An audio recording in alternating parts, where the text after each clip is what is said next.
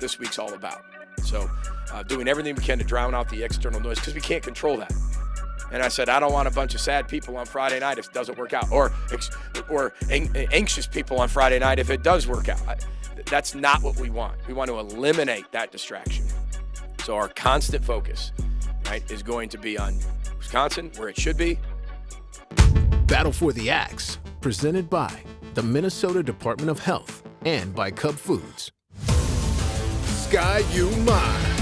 You're watching Gopher Game Day, Battle for the Axe. Thank you very much for joining us here on the Fox 9 live stream as we get you ready for the battle for Paul Bunyan's axe between the Gophers and the Badgers, coming up on Fox 9 at 3 o'clock this afternoon, with one of the best rivalry trophies in all the land on the line. Thank you for joining us here on Fox9.com, along with Ron Johnson, former Gopher great, Ryan Burns of GopherIllustrated.com, and Jeff Wald of Fox9.com. I'm Hobie Artigue. And Ron, you've played in this rivalry game. You know what's at stake. You've been in these players' shoes before. What should be running through players' minds right now as they get ready to battle their arch rivals? Yeah, I mean, as I brought up before, I was up late doing stats, going to all the numbers, and then at the end, I realized I'm like, who gives a crap? Like, it doesn't matter what your record is. It doesn't matter who goes to the Big Ten Championship, where the Gophers can spoil it for them.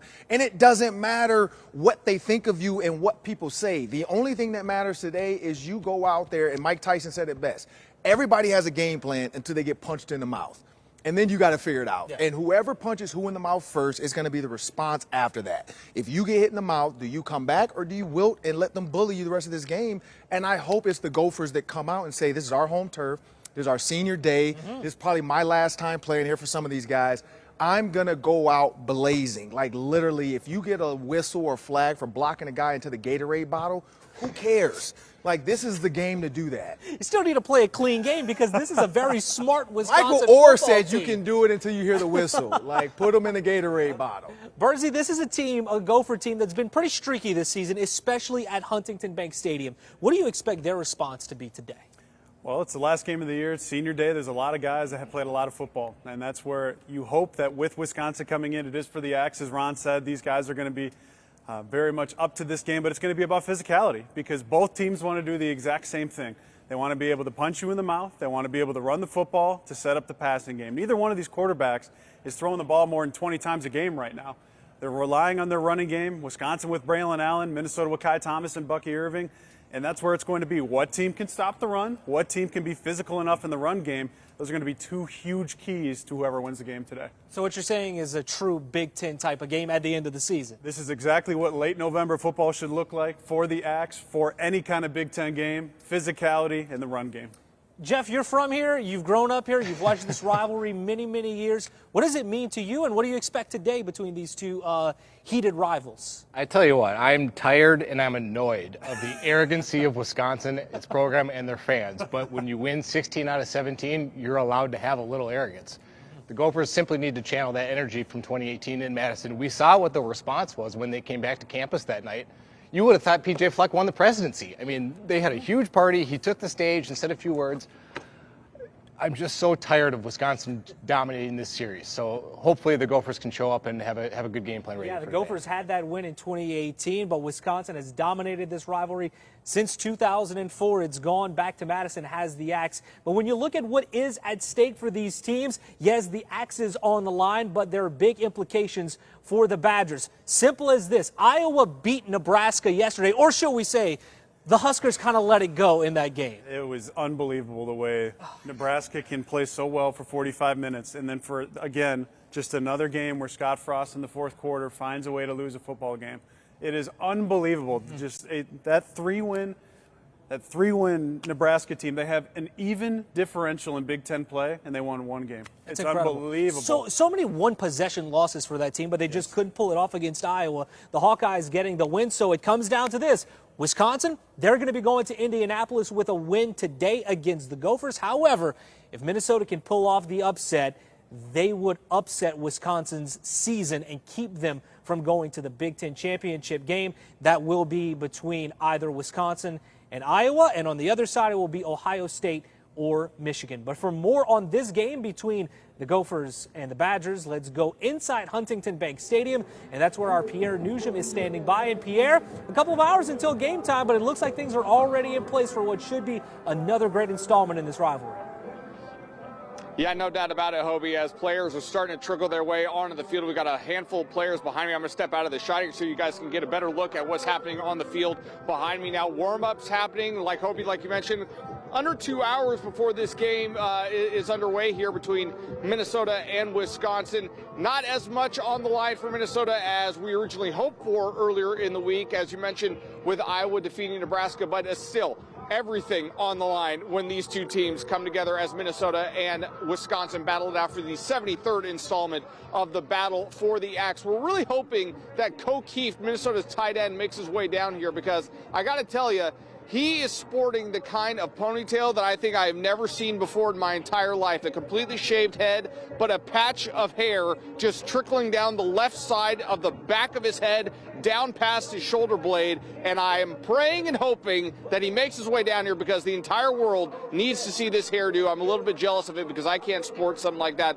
whatsoever. But if Keefe makes his way down here, you better believe we're going to be spotlighting him for the entire day. I really enjoyed Jeff Wald getting fired up over the fact that Wisconsin has rolled over in this series. Nice to see Jeff getting fired up on a Saturday afternoon, no doubt about it. But as we move along here with Minnesota and Wisconsin, like you said, guys, it is one of the most fierce rivalries in the Big Ten Conference. And Minnesota back in 2018, I think Jeff said it perfectly. It was like PJ Fleck had won the presidency. This campus was up and at 'em that night. Parties happening all over the place for the first time that the Axe has been back here in quite some time. They want to bring the Axe back here yet again, certainly if they can. 8-4 versus 7-5 is a lot different. 7-5, that tells you what? You're a little bit better than average. Is this team a little bit better than average? I think I would say they're probably better than that. So 8 wins as opposed to 7 would certainly look good on a resume as you head into the bowl season. And we'll keep you updated on this game as we lead up to this game, I should say. And again, I want to reiterate, if Keefe walks by here, we're going to see if we can get a shot of that ponytail, because everybody needs to see it. Guys? Pierre, thank you very much. The tight end position, a physical position. Maybe that comes into play for the Gophers today, especially on offense, as they try to establish a tone. But, Ron, whenever you look at quarterback play, Burnsy brought it up just a little bit ago. Whichever quarterback plays well might be the deciding factor in this game. On one side, you have Tanner Morgan. On the other side, you have Graham Mertz. But whenever you look at Tanner Morgan, he has had his troubles. You look at Bowling Green, you look at the game against Illinois, and also throughout the season, there's been some inconsistencies. However, at Indiana, look good. What do you expect from him today as he tries to keep the Axe here in Minnesota? This is what I'm going to say. There's guys like Ryan Tannehill that they wrote him off. He goes to a guy in Arthur Smith, with the Tennessee Titans. Arthur Smith turns him into an elite quarterback. It's the offensive coordinator's job to make the quarterback's job easier. I don't feel like Mike Sanford does that all the time. I think he can do it. He has done it. We saw it in Indiana. Seeing hitches, seeing screens, seeing him hesitate, notice, and take advantage of the one-on-one matchup with Chris Altman-Bell. Seeing a slot defender covering the receiver and saying, you know what, Dalen Wright, you're better than this slot guy covering you. He's the 4th or 5th DB on this team. Switch it to a slot fade. He did that because I was standing right there and I watched him call it. He has to do that every single week. I think Tanner Morgan is really good. Under Kirk Shiraka, he was really good. Tanner Morgan can be great, but he needs to have the right plays called. I think that's going to be the key today. What plays are called, because Tanner Morgan can dial it in. He can make those throws, but they have to give him those opportunities. Bernsey, last week on the Gopher pregame show, before that game against the Hoosiers, you and I were talking. Tanner Morgan needs to build that confidence with his receivers. Did you see that last week in Indiana? I think we did. I think we saw the shots being there for Tanner and him stepping into it and actually throwing the ball, even on that last touchdown there to Chris Altman-Bell. He sees the pressure coming. He gets absolutely obliterated, but he still steps into the throw to make the play, puts Chris Altman-Bell in an opportunity to win a 50-50 ball, and that's exactly what he did. And that's where you look at today in the passing game. To Ron's point, we saw cushion coverage last week. They threw at it. We saw third downs where opposing defenses, they're going to bring pressure. We saw a middle screen to the tight end in the red zone. We saw Daniel Jackson underneath on a tunnel screen. we also saw them on that final drive before the first half, which it seems like every time Minnesota gets the ball back, there's like 60 seconds on the clock and 2 timeouts, and they finally threw the ball. You have Chris Ottman-Bell go to the sticks, Tanner makes the throw. You throw a check down to the running back, and then you make a play in the end zone with Chris Ottman-Bell. That's exactly what I wanted to see. Tanner built some confidence to be able to throw at guys like Chris Ottman-Bell here. We hadn't seen this before. Minnesota, before Wisconsin, just ran the ball 8 times for a field goal. They get the ball back here against Indiana. Tanner makes a great throw, and Chris Ottman-Bell comes down with a wonderful catch. If you're going to beat Wisconsin today, you have to play to win and not play not to lose. So that means being aggressive in the passing game, letting Tanner go make opportunities, and you just hope that with the quarterback, he's going to continue to be aggressive like he was last week. And for that to happen, Jeff, you have to imagine that number 7 has to be an integral part of the game plan. Yeah, 100%. I remember a news conference from earlier this season where PJ Fleck said he talked about how Chris Ottman-Bell was a violent wide receiver. That's not normally a characteristic you hear a ton about with wide receivers. I don't know, Ron can attest to that maybe, but you think of them more as athletic playmakers. But you saw at Indiana, Tanner gives him a shot twice in the end zone. He comes up with the big play, and he's able to outmuscle the defensive back for the big play. Ryan and I were talking about just before the show, I think Tanner's only got 1 200-yard passing game this year. That's going to have to change today for the Gophers to have a chance to beat Wisconsin. However, their running game is rolling right now with Bucko Irving and Kai Thomas leading the way. Wisconsin, of course, has a great freshman on the other side, too. It's going to kind of be a battle of the freshman running backs in this game. But taking a look at this Gopher defense, we all know that Braylon Allen is a handful. 7 straight games of 100-plus rushing yards. We've seen the Gophers, Ron, kind of have slow spurts, especially starting on defense when defending the run. That just can't happen today against this Wisconsin run. Yeah, offense. I mean, they have to mentally know after this game, ice your shoulders down, because they've got to take every block shoulder on. They cannot hesitate and do not absorb any blocks. When that 320-pound center comes at you, when that 260-pound fullback comes at you, you've got to stone him in the hole. And then when you see that 240-pound beast coming downhill, you got to shoot him out. You cannot let him get going. It's like Derrick Henry. If he gets 5 yards past the line of scrimmage, it's tough. If you can hit him in the hole, you create a vacuum in a smaller area for him to navigate, and you have more guys to help you. And I think that's going to be the key, is they have to get to the gaps on time and know that in the play action, trust your DBs to just be sticky and plaster their guy. Don't worry about them in the run game. Let that front 7 handle their front 6 and go at it. This might need to be the most consistent defensive performance the Gopher defense has all season today. Absolutely. Has to be. Absolutely, because you look at Braylon Allen, I mean, he does look like Derrick Henry, and he's got the speed like Derrick Henry. He's got 2 70-plus yard touchdowns in Big Ten play, including one last week, and that's where when you asked defensive coordinator Joe Rossi, I literally asked him, how do you stop Braylon Allen? The number one thing he said was, we got a gang tackle. It's going to take multiple guys to get him down, and that's where the linebackers got to get off blocks at the second level. That's where Wisconsin has been so good forever, is their guys get on top of you so quick. That running back is one-on-one with the safety. And I love Jordan Howden and I love Tyler Nubin. They've been very good tacklers overall this year. But 240 versus 200 in open space, I don't like Minnesota. With the breakaway speed. With breakaway speed. I mean, it's going to be someone hit him, someone also has to come. And if you can just have him at 4 yards instead of 54 yards, it's got to be their most consistent effort, and it's every level of the defense. All right, time now to go to the tailgate lots, and that's where Jennifer McDermott is standing by. And Jennifer, fans always get amped up for a Gopher game, but this one today carries a little extra weight to it, don't you think?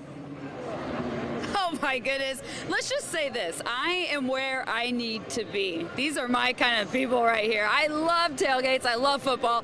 And this weather right now is literally perfect. We have sunny skies, temperatures right now in the 30s, barely any type of wind, so not much of a wind chill.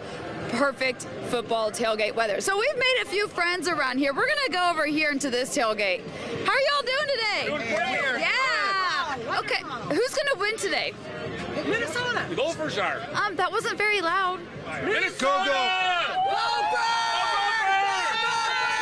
Scream all around the boat, go Gophers! Bring the axe home! Yeah! Okay, all right. So what's our drink of choice on this tailgate? All right. Whatever's in the cooler. Oh, that's a really good answer. Do you have a different answer? Nope, I would agree. Whatever they're offering. Yeah. Well, I'm drinking hams. And Hey, that now. Quality Hands Beer, Minnesota, right here. Now Go Gophers, my baby. Now, what's your prediction of the score today? Well, I've got a Badger, a son that's a Badger, and 2 kids that are Gophers, and I'm predicting Gophers by 7. Okay, so why are you pointing your thumbs down? Because I'm a Badger. You're a how'd you get into this group of all these Gophers? I'm related to some of them, and they're hospitable. Look, a friendly rivalry right here. Yeah, I got to be nice to her. Oh, there you go. All right, so what kind of food do we have at this tailgate? I got up early this morning and I made jambalaya for the crew. Oh, that is legit. Oh, yeah. That is legit. We got some extra, so if you feel free, dig in. Oh, I will. Trust me. If I wasn't. Now, there's something you have to see. It's called the cooler. Ooh. This comes to every tailgate.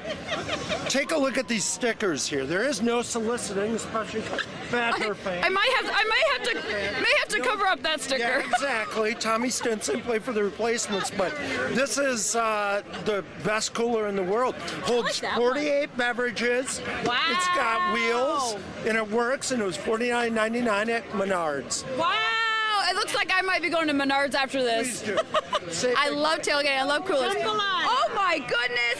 Oh, Hobie Artigue's going to be really jealous about this one right now. I may have to send back to Hobie. But let's go ahead and take a look over here. There are so many tailgates going on right now. And one thing caught my eye. It's this axe. There's like this axe ski shot, and it's really, really cool. If anything, I wish that I wasn't working so that I could join in on the fun. But real quick, I do want to pop in over at this tailgate. I have a question. What's the score of the Michigan game? What is it right now? 21-13 Michigan. Yes! I really want Ohio State to lose. Are you guys on the same page? There's not many times I cheer against them, but today might be one of them. Today might be one of them. All right, so what's your prediction on the game today? What's the score? The final score? You're talking about the Gopher game, I trust. Yes, okay. yes, sorry. Austin. Well, if we can score some points, we got a chance. So I'll say 17-10 Minnesota. Boom! Austin, is that your name? Austin. Austin, my name's Jennifer. Nice to meet you. Nice. So, are you a big Gopher fan? Yes. Yeah? Now, do you think they'll win today? Yes. What is their best chance at winning today? What do they need to do? Pass the ball deep. Pass the ball deep. You heard it from the man, Austin, right here. Got to pass the ball deep to win the Gopher game. Okay, so what all do you guys have for drinks of choice at a tailgate? That's like the most important part of a tailgate, in my opinion. I defer to him on all that. We like to do it all. So we've got beers and waters and Gatorades and vodkas and presses, and yeah, we do it all. Start out with Bloody Marys and Baileys and hot chocolate.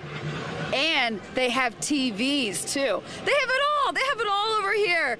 Hey, Hobie, I didn't know if you heard me, but I just want to let you know, 21-13, Michigan is leading the Ohio State. So I don't know. I don't really care for either team, but I really like when Ohio State loses. So that's a good thing right now for me, at least in my opinion. But Hobie, you heard it here at the tailgate. A lot of people think the Gophers are going to win. We'll send it back to you. And jambalaya. Yeah, that's good news. That's what I was going to say. Can you walk over some jambalaya to Mariucci Arena? Because that would be fantastic. Go enjoy the jambalaya. You keep that one. Okay. All right. Cool. Thank you, Jennifer. Question: do you have a cooler that holds 48 beverages? I probably do. I don't think I would. Much more here as we get you ready for the battle for Paul Bunyan's axe coming up on Fox9.com. We're going to take a short break, but come back with some talk about the Badgers. Stick around. Much more when we return.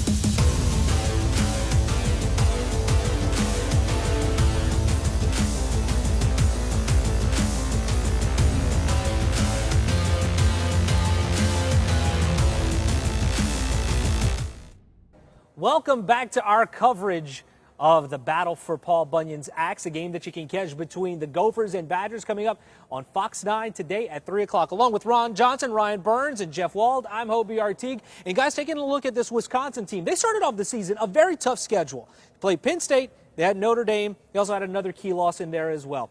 1-3 to start the year, but since then, 7-0. Ron, what has been the difference from the Badgers? Well, they made it easier on third down. I mean, their third down for the season is not great. I think they're like 33% or something, 34%, and so that's like 13th in the Big Ten. So they're not great on third down. But what they've realized in the last, not 7, but last 4 games is Braylon Allen can get us in a 3rd and 2, and Graham Mertz cannot make a mistake in that situation. He could, but he hasn't. And so I think that's what they're doing, is they're trying to make it easier on third down for their quarterback, and they found a way to do it. So that's been their key, is getting more possessions. But throwing the ball, they're not throwing it more than the Gophers. Running the ball, it's only a few yards more than the Gophers. And points, they're literally both at 27 points a game. So they've just found ways to win games where the Gophers can't seem to get over the hump sometimes. I mean, I would say what they figured out is their offensive line. Their offensive line has played much better in October, November than they did in September. Now, you mentioned those tough games against Notre Dame, Michigan, Penn State. Those are really good defensive lines that they went against, and their offensive line hadn't had a chance to gel. Well, I can assure you, if you look at the Pro Football Focus grades, they've got 75-plus grades as an offensive line unit the last 7 weeks. Now, an average grade is 60 on Pro Football Focus. So a 75 is really good. Yeah. They've been playing really well up front. Braylon Allen has really figured it out, especially now that Ches Malusi is no longer there. I mean, they've had it going, and to Ron's point, they've been in these 3rd and shorts where if Minnesota can stop the run enough today to force Graham Mertz to beat you, that's how they lost games early in the season, was if Graham Mertz is throwing the ball 25, 30 times, it's not a recipe for success for Wisconsin. Now, the other thing is their defense has been forcing turnovers. In September, they were struggling to force turnovers, and that's where the last 2 months they've been putting their offense on short fields, and when you do that, good things happen. Jeff, what stands out about Wisconsin for you? Well, for me, it's the defense. I mean, we've talked about Braylon Allen all day. I mean, obviously, he's a great mix of physicality and speed. But when you have a defense that doesn't allow the offense to move the ball, I mean, that's just a recipe to win a lot of games. Also, you mentioned the turnovers. The last time the Gophers beat Wisconsin, the Gophers forced 4 turnovers. They had 0 on offense. They won the turnover battle big time in that one. Also had that punt return for a touchdown, too. So sometimes in rivalry games, that's the break you kind of need. But one guy who's really been good at breaking apart defenses, that is, of course, Braylon Allen, a guy with 7 straight games of 100-plus rushing yards. Burnsy, how do you even start to stop this guy? I mean, it seems like every year Wisconsin, since going back to Ron Dane, has a guy that just steps in there and knows how to run well. Well, I'm glad we made it this far into the show without mentioning he's 17 years old, because I am already sick and tired of hearing that he is 17 years old. I'll remind our listeners that, or our viewers anyway, that Bucky Irving, he's 18, and Kai Thomas is 19. So if we want to go on the teenage running back train there, Minnesota's got 2 very good teenage running backs there as well. But, I mean, he's just a fantastic athlete, and he doesn't go down at first contact. You see there, he bounces off one tackle, and then he has the deep speed in the open field there. So it's not he's just a big back. He's a big back with speed. So not only do you have to try and figure out a way to get multiple guys on him to bring him down, he's able to run through contact. And that's where you look at the last 7 games, he's got over 1,000 rushing yards, and I think over 700 of those are after contact. That's insane. He's got more yards after contact per game than I think many teams may have in the country. He's averaging over 100 yards of contact afterwards per game. I mean, this kid is a revelation for them. I mean, and that's another part of it, is he really wasn't playing in September. Yeah. Now they go on this big run. He's got over 1,000 rushing yards the last 7 games, so it's going to be about gang tackling him, multiple guys on him if you're Minnesota. But if he gets in the open field, it's a foot race. I don't know that Minnesota's going to win. Right. You mentioned that. He's just a guy that he's not going to make a ton of guys just miss with juke moves, but like you said, he'll run a defense over, and then if he gets into the open field, it's over because he's shown he has the speed. That's where the Minnesota defensive line and the linebackers, you got to have your best game of the season. You've got to control your gaps, you've got to maintain your rush lanes, and you've got to be able to just stop him at the point of attack, because once he gets going downhill, he's no different than any other Wisconsin running back of the past, and he'll make plays. Ron, with all the Wisconsin running backs of the past, I mean, you're talking Ron Dane, Monty Ball, James White, Melvin Gordon, Jonathan Taylor. Whenever you look at Braylon Allen, who does he remind you of whenever you flip on the tape? Honestly, he's a mix. I think I'm going with Derrick Henry. Like, you watch the play, and Burnsy brought it up, after contact. You know, Ron Dane, when we play Ron Dane at least, he would shy away after he got hit in the legs too many times. And that was kind of Ron, even though he was a Heisman guy, he was the best. But when he played teams like us, I forgot the other bowl game they had. When he got hit in the legs, specifically in the legs, he would shy away after a while of going in their full speed, and Mason called it shoot them out. It's a drill. You just shoot their legs out. You no regard for your own life. You just shoot like a missile and try to take his legs out. That's what you have to do against a kid like Braylon Allen. And so he's a mix, but he does have the home run speed, kind of like a Jonathan Taylor. Like he has that ability to, like, if I get in the open field, it's a foot race. And you saw the one where he got in the open field and the kid tried to tackle him from up top. He can't. His center of gravity and his back, to be that tall and big and still be able to, like, have balance like that. And then his patient eyes, like you watched that other one, he followed the guard and he's able to take his time, wait for the guard to get the block and then bounce it. He's not a freshman that's just going to go in there like a battering ram. So honestly, he's tough. Like, it is tough. I would say load the box and force Graham Mertz to beat you. You have to let Graham Mertz do it. Bernsey said that. He's not great. 10 touchdowns, 11 interceptions. That's horrible. That's Jay Cutler type, and Jay Cutler's worse. Like, you have to force him to beat you, and that's what I hope Rossi's sitting in that locker room right now saying, I'm going to put extra linebackers in the box. I'm going to bring my safeties up, and, hey, you corners, you're man-to-man today.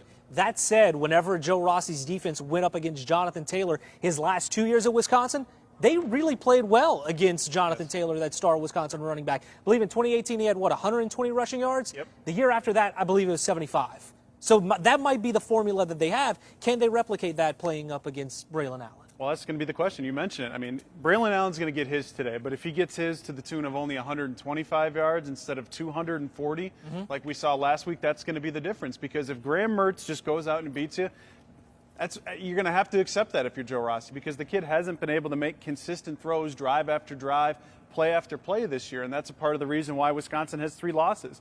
Graham Mertz isn't the most mobile quarterback that you'll see here, but when he gets pressure around him, that clock in his head continues to go faster and faster, and you get some of these poor decisions, and that's where he's going to be looking for. If Minnesota can force these 3rd and longs or these 3rd and mediums, he's going to be going to Jake Ferguson, Barry Alvarez's grandson, the tight end there, Danny Davis. There's only a couple of guys that he really trusts and that he wants to go to, but he's like any other quarterback in college. If you can get pressure in his face, and specifically interior, if Niles Pinckney and Trill Carter can get pressure on him early, I mean, I think that could change the entire outlook of this game. But it's to your point, if you can contain Braylon Allen, that's the number one key.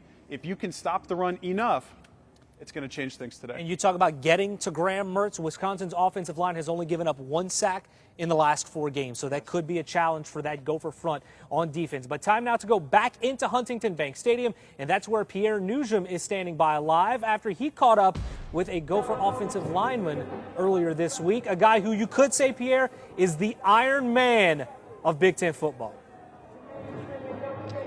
Yeah, Hobie, there's certainly no doubt about it. I mean, Connor Olson setting a Big Ten record for starts. He's one of the anchors here for the offensive line for the University of Minnesota. A really, really great young man that we had a chance to sit down with earlier this week. And he says that, yeah, it might be the last time that he steps foot on this field here at Huntington Bank Stadium, but he's not putting that into the forefront of his mind right now. His goal is to beat Wisconsin. That is the top priority. But when it comes to his career at the University of Minnesota, he says it is something that he is certainly going to look back on with pride.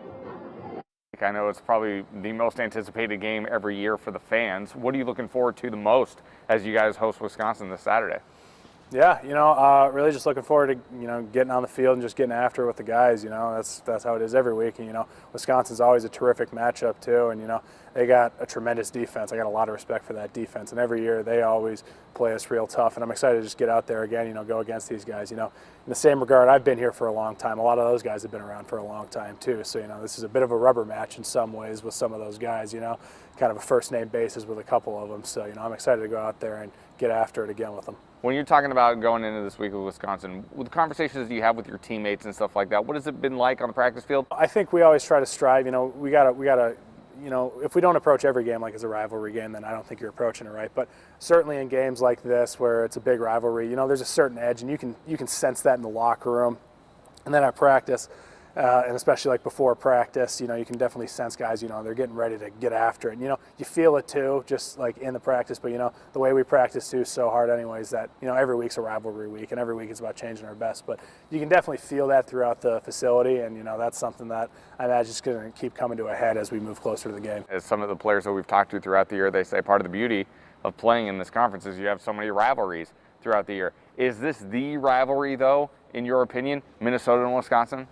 Yeah, I mean, I consider it to be the rivalry, and also because it's this week, this is the biggest rivalry in my mind, absolutely. But, the Axe is one of the most historic rivalries in college football, and before that it was the slab of bacon. So, there's a lot of history that goes into this game. It's the longest played rivalry in college football, and just being a part of that history is a tremendous honor, and it's something that I look forward to. I know the fans are a big fan of it too, and seeing as my parents have decided that this is the biggest game too in their mind, yes, it's a very important game. We're heading into the last game of the regular season. How would you assess the team's progress from the beginning of the season until now?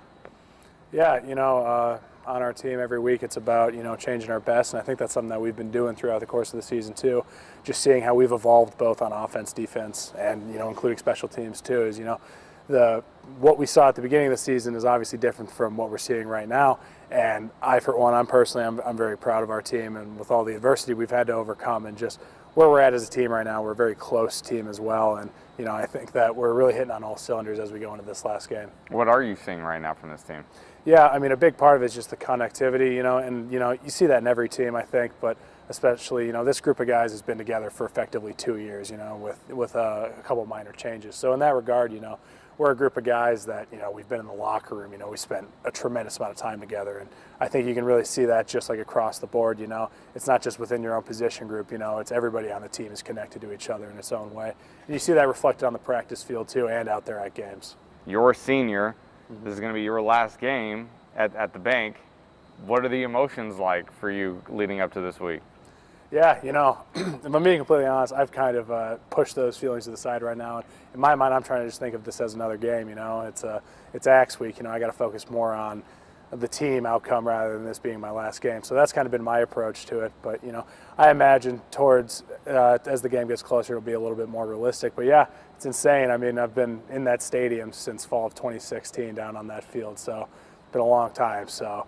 That last time I step out on the field is going to be a pretty crazy experience, I imagine. I imagine you have a lot of great memories from stepping on that field over these last few years, huh? Oh, absolutely. It's close to a quarter of my life at this point, so it's been quite an experience. When your career at the University of Minnesota is over, what is next for Connor Olson? Yeah, hard to say. It's right now it's kind of a flip of the coin. I'm thinking about continuing on with my academic life, and at the same time, I'm also thinking about going to the NFL. So. That's another question. That question's kind of been asked me by a lot of people over the course of this fall. I've had the benefit of saying I'm going to wait till December to really make that call, although December's kind of around the corner. But I imagine that's something that I'll probably know in a more concrete manner within the next couple of weeks. But at the moment, right now, I'm really just focused on finishing off this season with my team. So Connor Olson, one of the many seniors being honored here today during Senior Day, the last game of the regular season when they take on Wisconsin. And Connor's got his work cut out for him against a very good Wisconsin defense. So we'll see how that line, they say the game is won in the trenches. Connor Olson and this Minnesota offensive line certainly up for a battle here today against the Badgers. Hobie? Pierre, thank you. We don't know what's in the future for Connor Olson when it comes to this game, but beyond this, could play in the NFL. He's also studying to become a doctor. Either way, I think he's in for a successful run after his college playing days are done. I feel old. I remember going to Monticello High School to watch him play, sitting alongside offensive line coach Matt Limegrover at the time. Now he's going to go be a doctor to go potentially play in the NFL. Is this what it feels like as I continue to get older and older? Wait till you get gray hair up top and in the beard, Burns, and get ready. It's already coming. Look at I'm this, not even in my Look at this 30s combination. Speaking of feeling old, the last time the Gophers have won this game here was when I was a junior in college, 2003.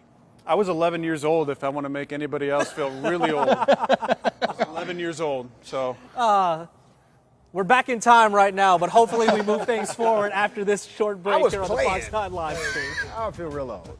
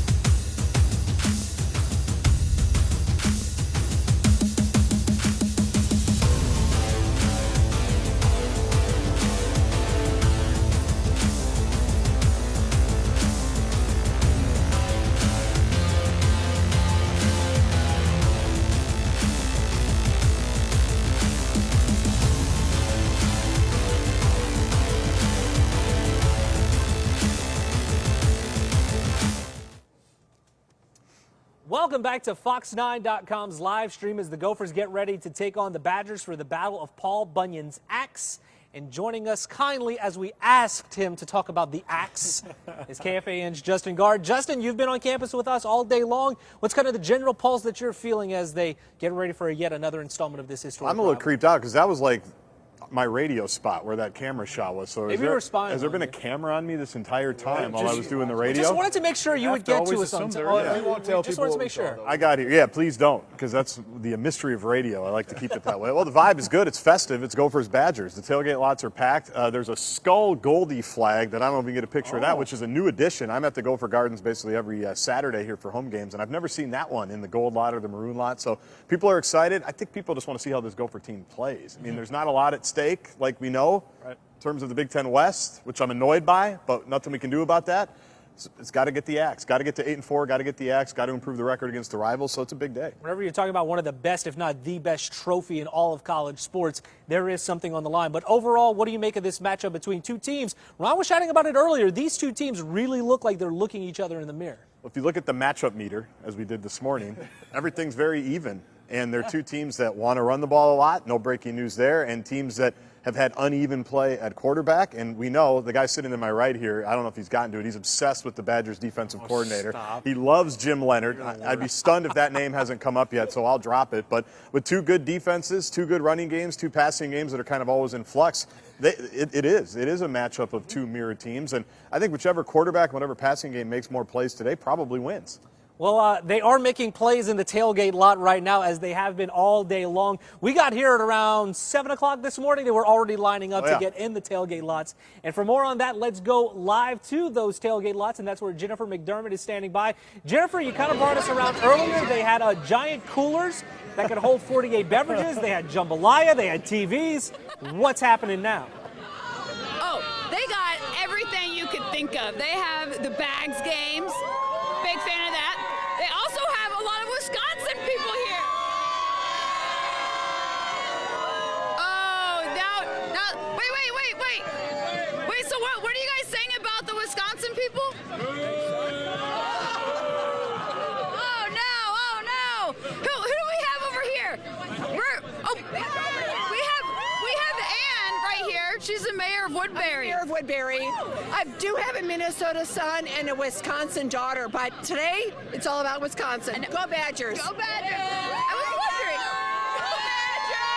Go Badgers. I was wondering. I gave Anna a little bit of trouble. Mayor of Woodbury. She's wearing a Wisconsin hat, but you have a legit excuse. I have a legit excuse. We have a daughter, and you know what? Wisconsin needs to win today.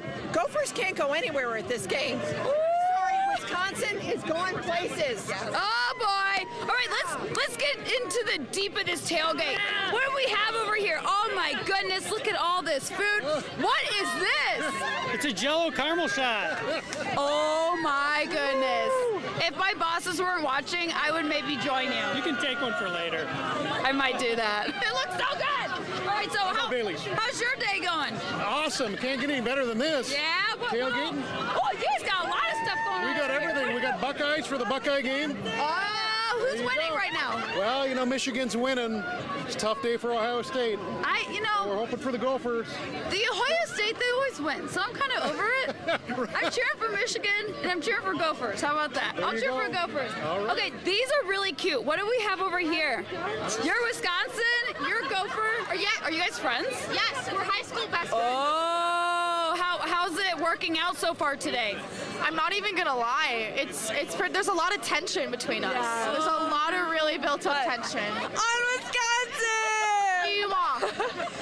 Do we need to bring in Dr. Phil and have a chat? I think so. I think we need to call him up. We don't want your friendship to be ruined over a game. That's true. Yeah, but Wisconsin's gonna win. She's like, I don't care about our friendship. Wisconsin. I love it. Okay, so is this your tailgate right here? Yeah. What? I love this. What's going on over here? Cocoa Pebble Reese's Rice Krispie bars, and they're football shapes, right? That is so cute. Big fan of that. Okay, we're gonna keep moving. We're gonna keep scooting along. Okay, who do we have over here? There's no one at this tailgate. They're all busy. Hey, what's up? We're on live TV. All right.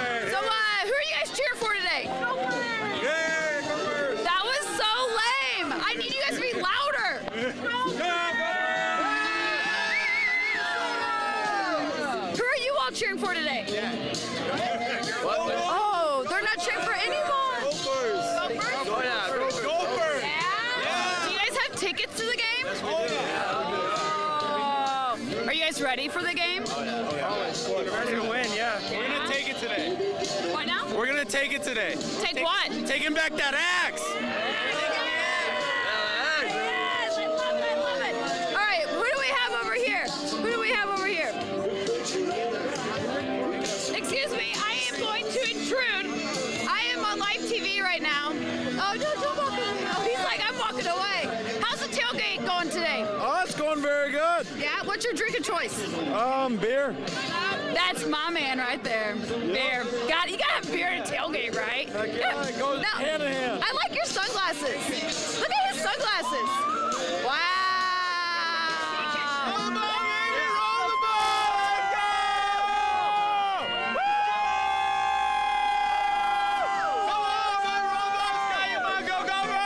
It is a party over here.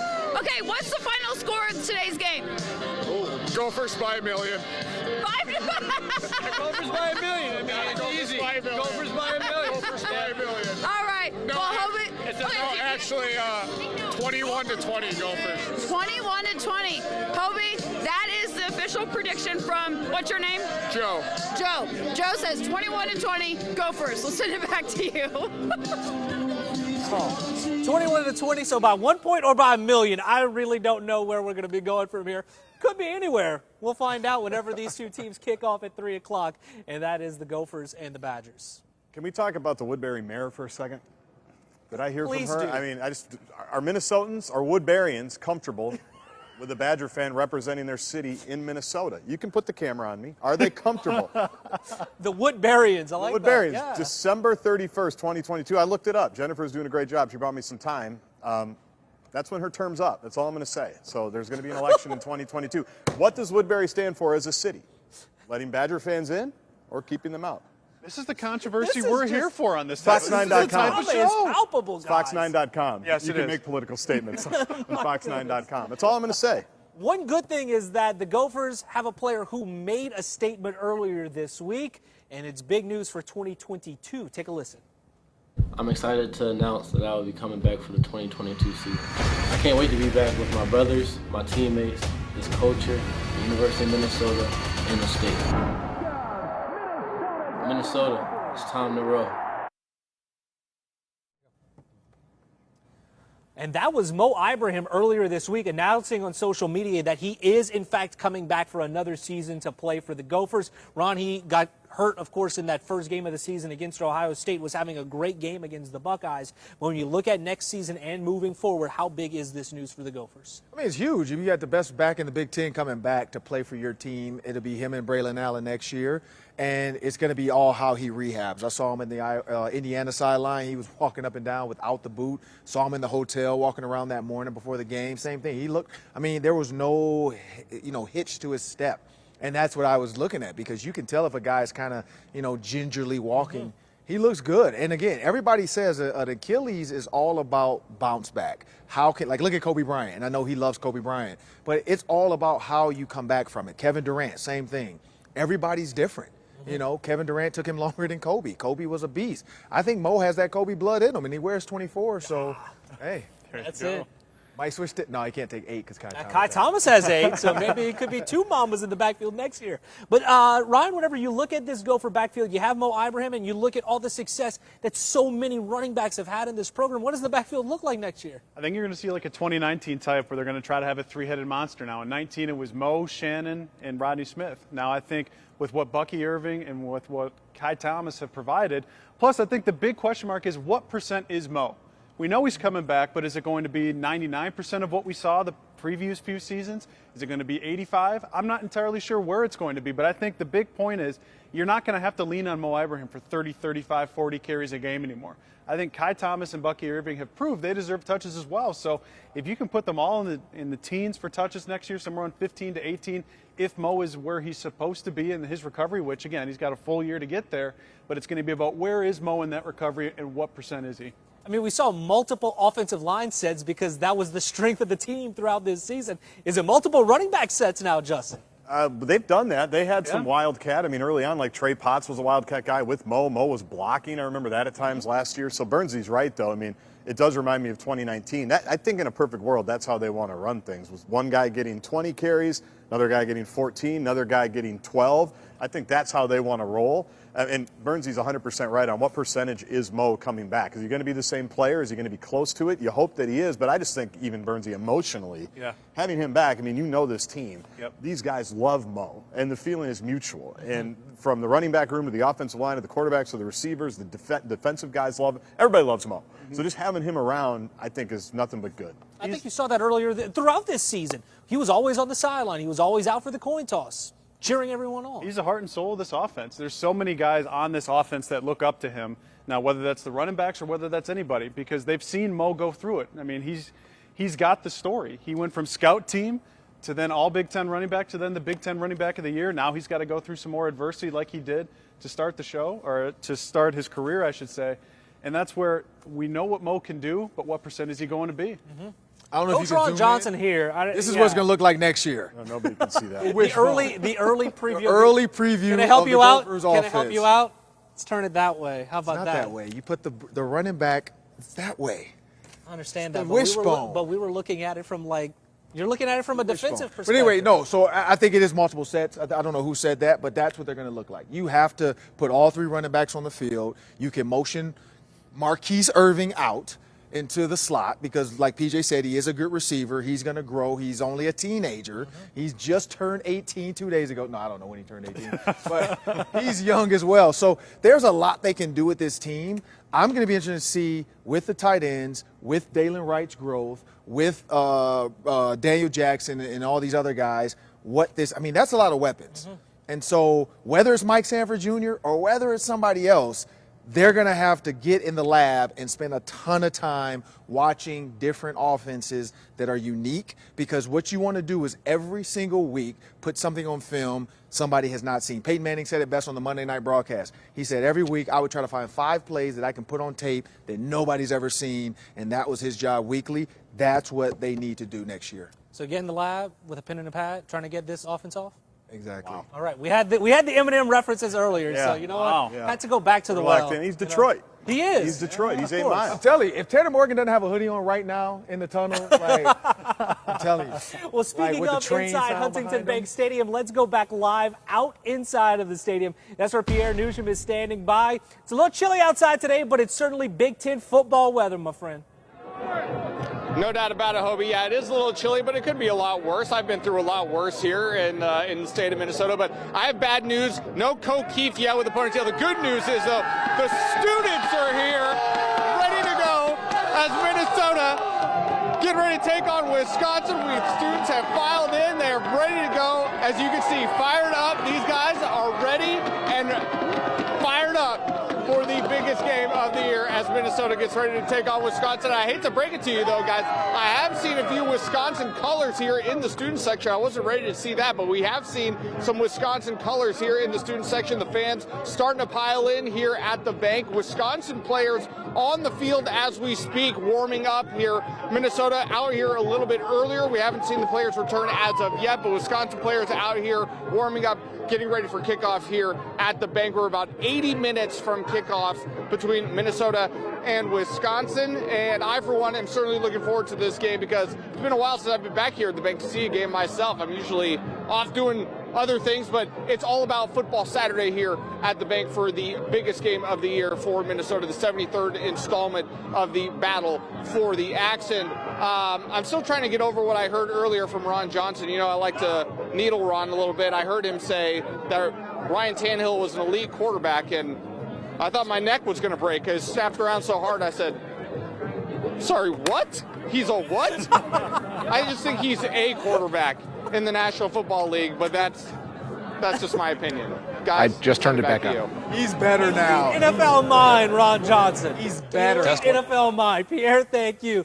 Whenever you look at what's going on in the Big Ten right now, ooh, buddy, of course it's going to come down in the West to Wisconsin and Iowa. The Gophers can either keep Wisconsin out of it or help them get in, depending on the outcome of today's game. But whenever you look at the Big Ten East right now, Michigan beating Ohio State. At last check, it was 28-13. What implications does that have, not only just on the conference in general, but from the national perspective, in your opinion, Ron? All I know is that committee right now is upset because they thought they had it done. They thought this week was going to be easy. Everybody was like, we're done voting. We know our four. And now they have to make a tough decision because if you leave Ohio State at the 4th team and you leave Michigan 5th, but Michigan just beat Ohio State, depending on how it finishes out, it's going to be an uproar in Ann Arbor because they're going to say, why are we in and we beat Ohio State? And then Cincinnati, are they going to get screwed over because they're going to say, well, you know what, let's put Ohio State at 4 and let's put Michigan at 3. And then let's just do it. And let's let Georgia take care of Ohio State, let Alabama take care of Michigan, and then we want to get Georgia and Alabama in there anyway. So I don't know what they're going to do. They got a lot of work to do. All I know is I can't see a way Notre Dame gets in. I mean, to me right now, the Cincinnati has the head-to-head right now. Like, that's it. Correct. Well, again, we heard the College Football Playoff Committee say, well, games matter, but just 2 weeks ago. And so it's like, well, if that's the way that they're going to approach this, I don't know that it makes any sense. But if Michigan can hold it off today, I think you're going to have the 2 SEC teams. And then I think you just swap out Ohio State for Michigan there. And that's where, again, it's tough to leave Ohio State off. But, again, they got 2 losses there. And, I mean, again, you can make the same argument potentially if Georgia beats Alabama. But it's going to be an interesting time to be on that playoff committee because are you really going to leave Ohio State off or are you going to leave Alabama off? If they both have 2 losses, does Cincinnati get in there? If that's going to be the case, it's going to be a fun ride here if Michigan can hold it off today. And Georgia, Alabama, though, that has to be a close game too. To get Alabama in. Correct. Absolutely. They have to play tough because if they screw it up, then you're going to open that door back up again. And so it's a lot of, like I said, they thought they had their job. Because I think regardless of Georgia, Alabama, if Ohio State wins, I think they were like, you know what, regardless of what that game is, we're set. Because they did that one year and just flipped them. Now it's because now they have to worry about 2 conference championship games with 2 conferences that have 2 teams. And what if Michigan goes and loses to Iowa or Wisconsin in the Big Ten championship? And I would say that a Big Ten a Big Ten team is going to be held out of the college football playoff. In that scenario, I think you're probably right. But again, we'd have to see what happens in the other championship games. But it is pandemonium now because I don't think anybody really expected Michigan to do it. Now, were they capable as they're showing today?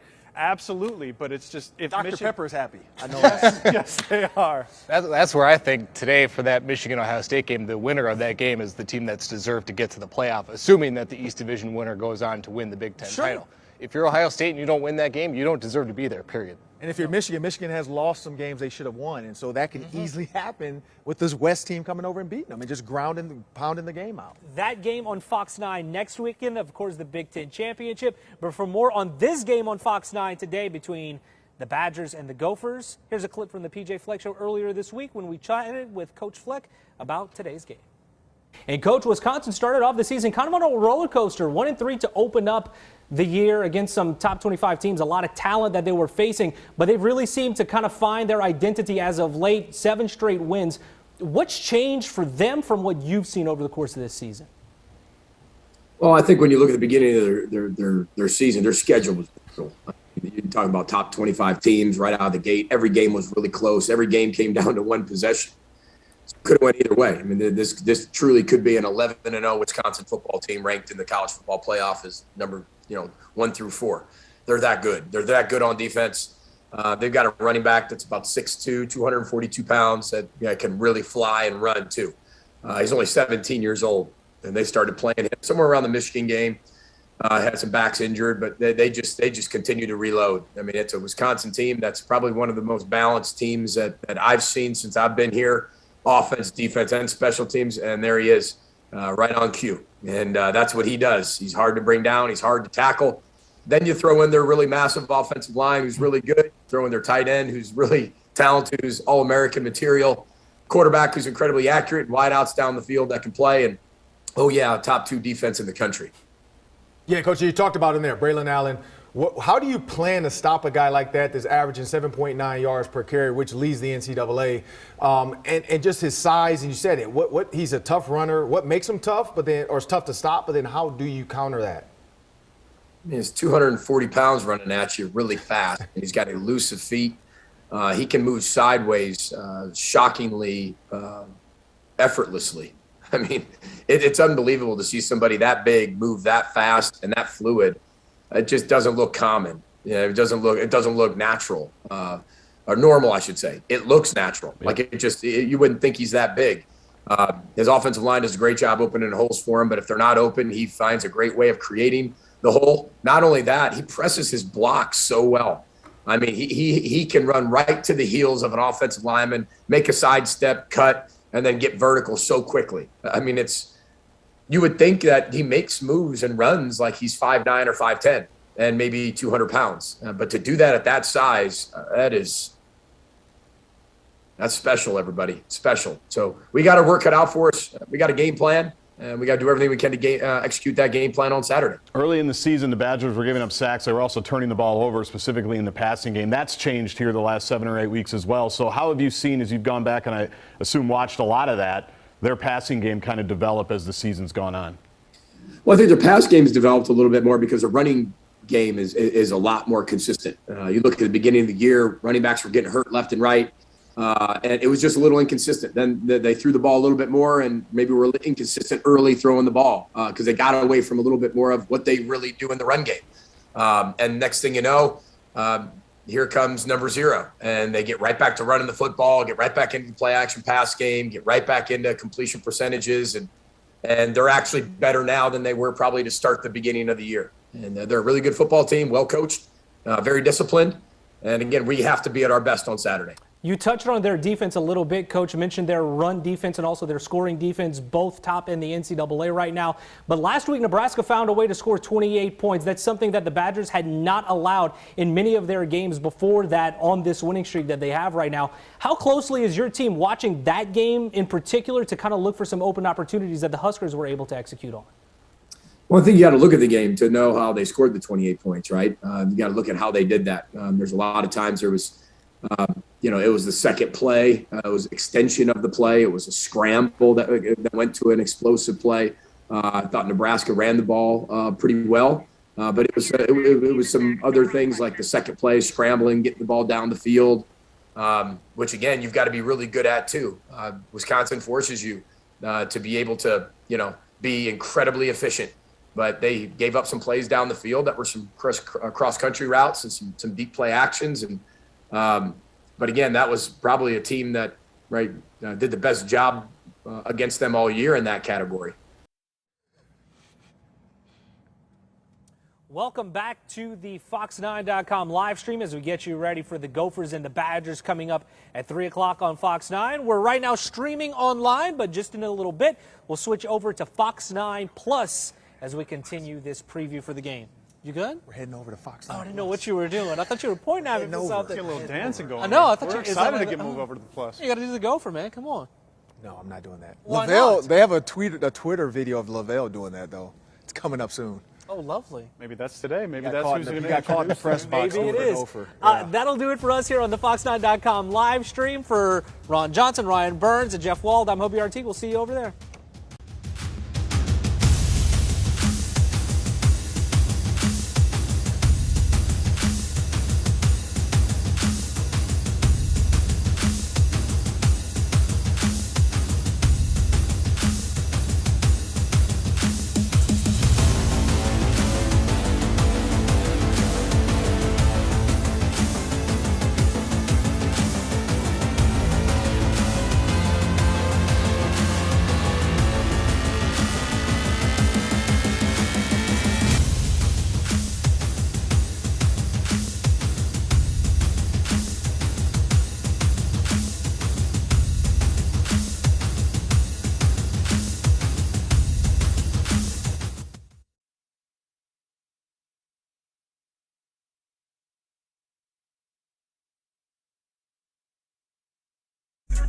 The axe is what matters.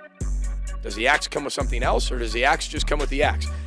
But the axe is the axe, and that's what this week's all about.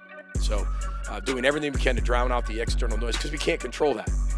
And I said, I don't want a bunch of sad people on Friday night if it doesn't work out, or anxious people on Friday night if it does work out. That's not what we want. We want to eliminate that distraction. So our constant focus, right, is going to be on Wisconsin, where it should be. Battle for the Axe, presented by the Minnesota Department of Health and by Cub Foods. Sky You Mine. You're watching Gopher Game Day, Battle for the Axe.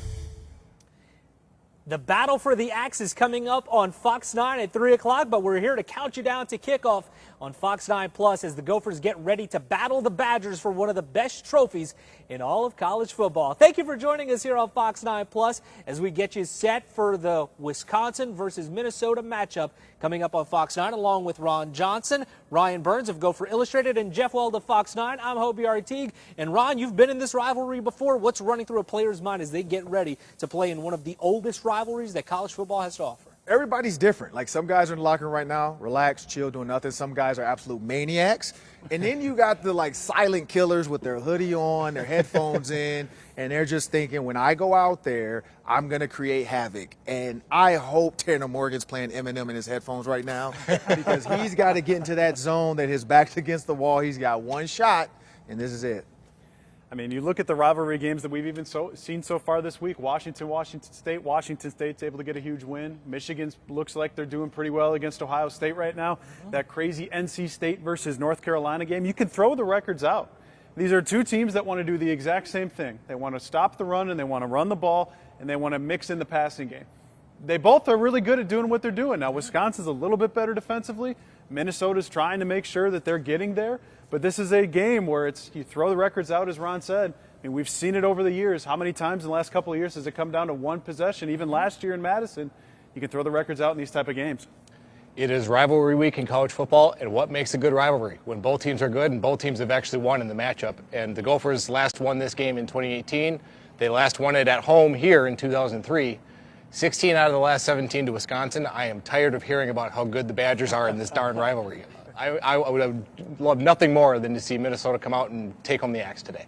And the Gophers can take home the axe, and they could prevent Wisconsin from going to the Big Ten championship game if they get a win today. Here is what is at stake in the Big Ten West, and it comes down to Wisconsin and Iowa right now. Wisconsin, they will earn a trip to Indianapolis to face the winner of the Big Ten East with a win. However, Iowa would go on to Indy if a Wisconsin loss pops up on their schedule today. But for more on this matchup between the Gophers and the Badgers, we go back to Huntington Bank Stadium, and that's where Pierre Nugent is standing by. And Pierre, players getting ready for this crucial game, some of them going on the field for one final time here on Senior Day. Yeah, guys, we're going through the final pregame warm-ups here for some of the players out on the field. Wisconsin players just leaving the field. Minnesota players, some of them on the field right now. And some of the Wisconsin players actually, as we speak, making their way back onto the field for the final tune-ups before this game gets underway here in just a little over an hour. But we've been here since 1 o'clock.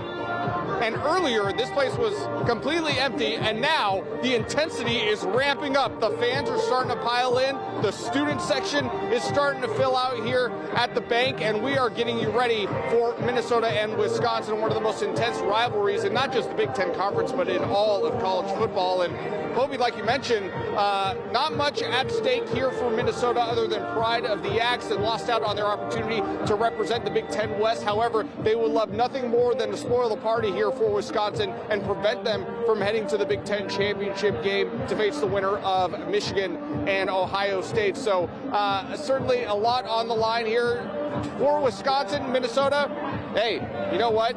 There's nothing better than beating Wisconsin. I think Minnesota can go a full season and win just one game, and as long as it's the Wisconsin game, I think a lot of people would consider that a successful season. But today, Minnesota and Wisconsin going toe-to-toe. Minnesota trying to win the Axe for the first time since 2018. We'll have more on this game coming up a little later in the show. Hobie? All right, Pierre, thank you very much. Outside here at Mariucci Arena, the band is passing by right in front of us as things get ready for kickoff between the Gophers and the Badgers. Ron, you want to go join them?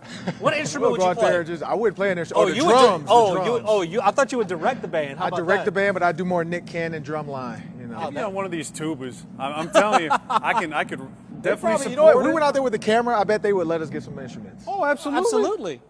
You want to go try? No, we still have to break down this matchup a little bit more. But Pierre mentioned that the Gophers could spoil the Badgers' chances today, so it could be a petty party today. Hey, I hope so. Like, I mean, again, it's the Axe. You don't have much to play for besides the Axe. Like PJ said, the Axe is the Axe. That's it, That's man. it. Like, and to not only take the Axe, but to then prevent send them home. Right. Don't let them go to Indy and then just going about your week. Go recruit, get on the trails, go out there and get some 4-star, 5 stars, and let's wrap this season up. It's a 5-star tailgating atmosphere right now as we're within an hour to kickoff between these two heated rivals. And for more of what's going on outside the stadium, we send it over to Fox 9's Jennifer McDermott. And Jennifer, what's the scene looking like out there? It looks like it's been pretty crazy all day long.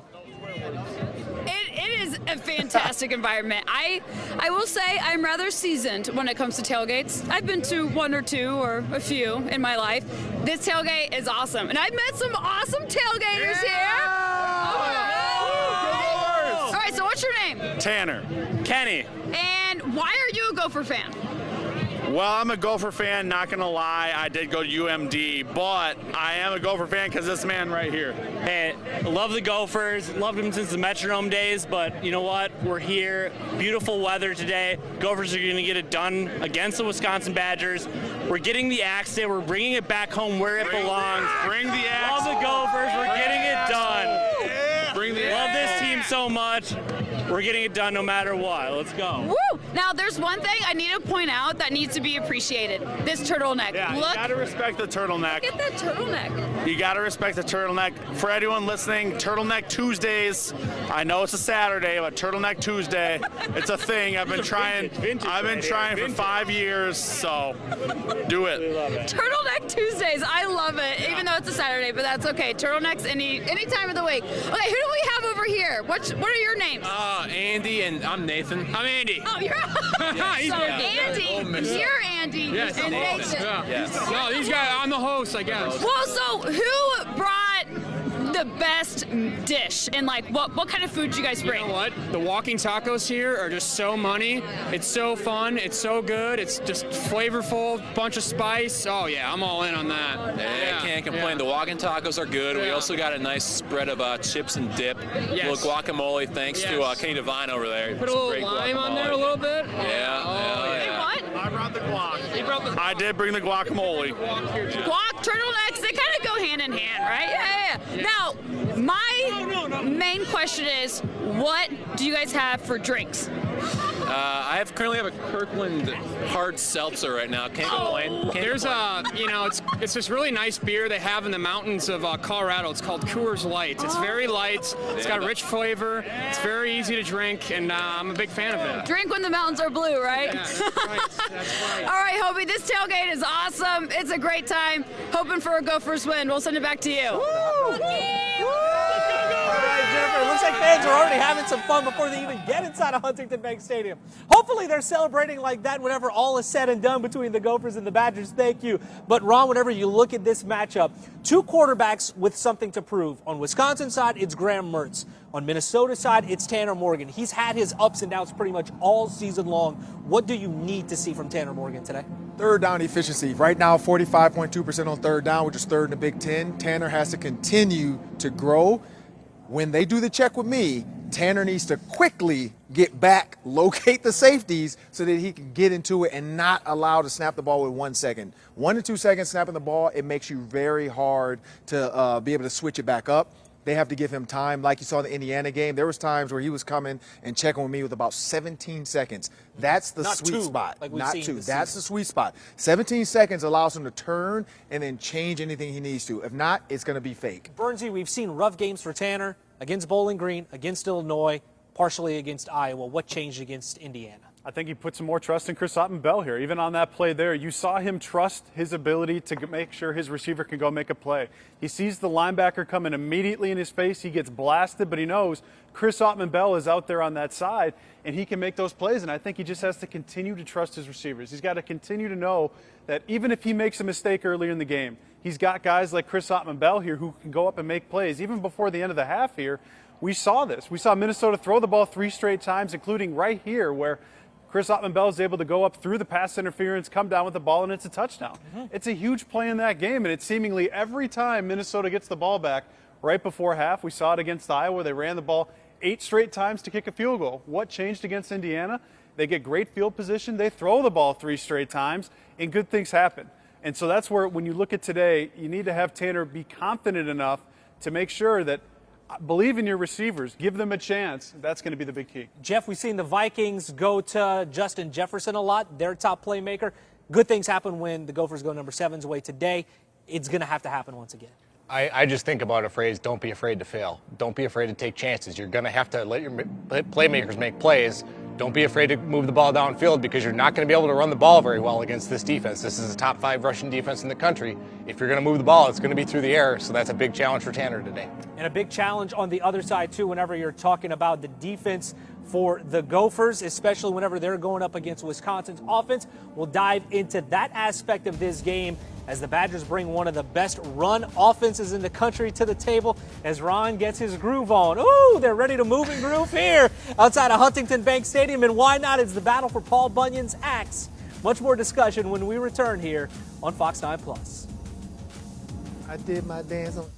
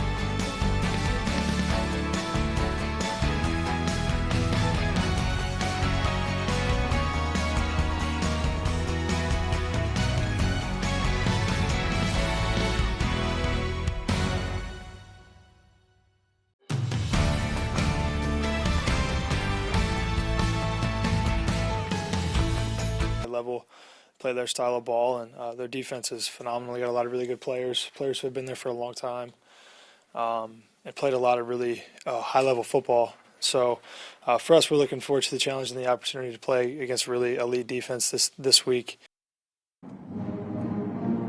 Well, here in Minnesota, we're getting ready for one of the best rivalries that college football has to offer. And to chat with us about what's coming up on Fox 9 at 3 o'clock, the one and only Tim Brando from Fox 9 or from Fox Sports as he gets ready to call this one between the Gophers and the Badgers. And Tim, you've been around college football, but this rivalry, it just seems to carry a little extra weight to it. What from your perspective, what makes this rivalry such a great one? Well, anytime you have to bring home the bacon, which is what they had, right? A slab of bacon before they had the axe. You got something special, no doubt about it. And I think in a lot of ways, the strength of the rivalry is going to be, I think, a major part of why the Golden Gophers are still as jacked up to play this game, even though there's no title at stake for them. Taking the axe means so much, and also taking the axe and Wisconsin's chance of winning the West away only adds to that. I think it plays right into P.J. Fleck's power of positive thinking, his mentality, the way he's wired, so to speak. It's going to be a fun game, no doubt about it. And it looks like the Big Ten world and the college football world is already shaking from what's going on in Ann Arbor. Today could just be a continuation of that here in Minneapolis. Big implications for Wisconsin in this game, of course, Tim, because if they win this one, they move on to the next phase of the season in the Big Ten championship game. But whenever you look at this Gophers team, they've kind of ridden the wave all season long. What do you think the Gophers have to do to come out on the winning side of this thing? Run the football. Run the football when they want to, not because they need to. In many respects, you know, the two backs that have done such a marvelous job taking over, especially, you know, the freshman who's just been remarkable. With Ibrahim out, and this team to have to make the adjustment on the fly right out of the chute in the fourth quarter against Ohio State. It just says so much about this team. But I think the passing game is going to be important for Tanner Morgan because Wisconsin is going to take away they're going to take away the run early. Those linebackers are so good. They get tackles for losses, force teams to play behind the chains, particularly on first down. So I think they're actually going to allow Tanner Morgan to throw the ball a little bit more early because you know what Wisconsin's doing.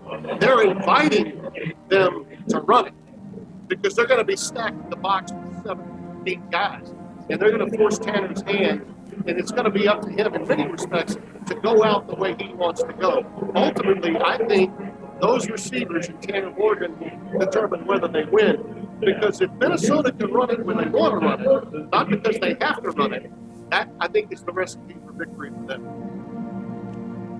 All right, hopefully that is the case for Gopher fans today. Tim Brando from Fox Sports, thank you for joining us. I appreciate it. Happy to be with you guys, and so glad to see your pregame show this morning. The support that you as an affiliate gives to your local team, that's something special, and I congratulate you on it. Thank you, Tim. Appreciate it. Have fun calling this one. Guys, whenever you look at this Wisconsin team that is coming to Huntington Bank Stadium today, it begins and ends as it has so often this season and so often throughout their history with the run game and Braylon Allen leading the way right now. Ron, they're 7-0 in their last 7 games. Braylon Allen has rushed for over 100 yards in the last 7 games. Have to think that has something to do with it. Yeah, again, they made it simple. You get him in there. He wasn't playing early on, and now all of a sudden you realize you have a beast. And the best thing to do for them is they don't pass to run. They're going to run some more, and they want to try to get into 3rd and short. Both these teams want to run the ball. I mean, 29 yards a game is number 1 in the Big Ten. They have one of the best backs in the country as far as proficiency and yards per carry. And at 240 pounds, like PJ said, he looks like he's 200 pounds the way he moves, and that's the key for them. I think the number 0 is a little slimming too, but whenever he hits you, yeah, you're going to feel it from Braylon Allen. Absolutely. I mean, he's 6'2", 240 pounds, and there's a reason why he's been so good. It's yards after contact. He's got over 1,000 yards on this 7-game win streak that Wisconsin's on, and over 700 of the 1,000 rushing yards that he have are after contact.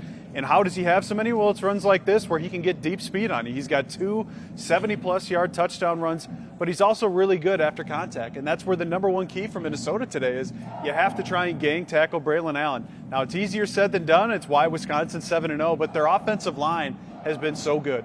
And that's where Wisconsin's offensive line on this 7-game winning streak, they have 75-plus Pro Football Focus grades. Now, to give some context here, a 60 for Pro Football Focus is an average. So they've been really good up front. Their running back has really found his stride, and they've been able to hide Graham Mertz. Graham Mertz on this 7-game winning streak has only thrown the ball 17 times per game. Early in September, he's throwing the ball 40, 50 times a game. And so if Wisconsin's going to have success today, it's going to be because of Braylon Allen. Jeff, at the beginning of the 2020 season, whenever Wisconsin was playing Illinois, Badger fans were ready to crown Graham Mertz the Heisman, 5 touchdown passes. But since then, he's really cooled off in the last 2 years of college football. However, with the targets he has, he can still pose a threat. Exactly. That's where I'm really curious to see what other wrinkles Wisconsin tries to implement in this game. We all know what Braylon Allen's going to try and do today. Is Graham Mertz going to try and get the ball to Jake Ferguson? We all know Barry Alvarez's grandson. We hear he might be battling a little bit of the flu. We know that they have other options in Pryor and DK. Will they try to air it out a little bit? I mean, we know a couple years ago here in 2019, the bingo card was the quarterback, making all those deep plays that, the defense wasn't necessarily prepared for. Jack Cohen had a big game, and I didn't really see that coming. So what's it going to be today? Are they going to continue it with Braylon Allen, or are they going to try and maybe air it out a little bit? And it's going to be interesting to see because Mertz has played some clean football. He's been kept clean lately as well, sacked only 1 time in the last 4 games. However, he has made mistakes too. He had 4 interceptions, 4 of his 9 in 1 game against Notre Dame. That might be the story today for the Gopher defense to try to get a win today. Still much more to come here on Fox 9. Plus, as we get you ready for the Gophers and the Badgers kickoff between those two coming up at 3 p.m. on Fox 9.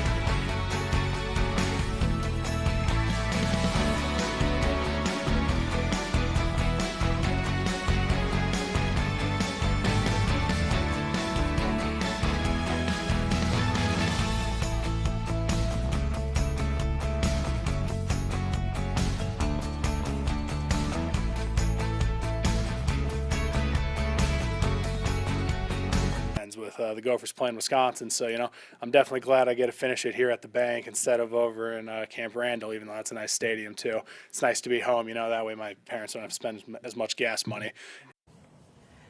That was Connor Olson earlier this week, the senior getting ready for one more ride against the Badgers in Huntington Bank Stadium. Clearly happy that he's going to be playing at home in this one. But a lot of Gopher fans are happy that they're playing at home as well because the tailgate lots have been packed pretty much all day long. And for more on that, we toss it over to Jennifer McDermott. She's been mingling around the tailgate lots all day as Minnesota gets ready for this game against Wisconsin. Jennifer, pretty excited out there still? I mean, I don't know, Hobie. They're kind of quiet. They're not too excited. Go, Gophers! They are really excited. Okay, What is your name? I'm Jackson. And what is today? Gopher Badger Axe game. And the Gophers gonna win. Yeah! It's your birthday! It's my birthday, 21st. Oh, you're lying! Are you lying? I'm not lying. He tricked me. You want to see my ID? Oh, is it? Yeah. Is it really? Yes. Prove it. Let's see your ID. While you get that out, we're gonna talk over here. What's your name? Sarah. Sarah. So this is your tailgate. This is our tailgate. How many people are here? Oh, we usually have about 50 people, but this week we probably have about 150. Wow. It's a good time. We know how to party. All right. Sarah's my kind of people. That's what I'm talking about. Now, do you have any Badger fans over here?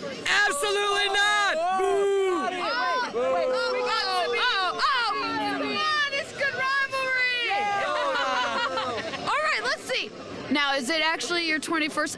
It's his 21st birthday. Happy birthday! Go Gophers! So what do you want for your birthday?